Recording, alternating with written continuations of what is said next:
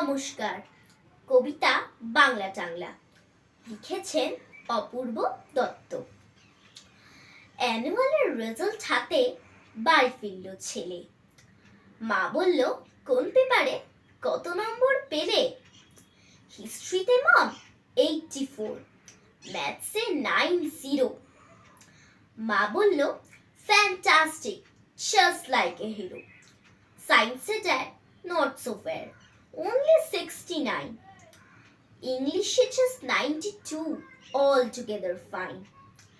Geography পেপারে তো 100 ডুবিয়ে দিল বেঙ্গলিটাই, very poor grade.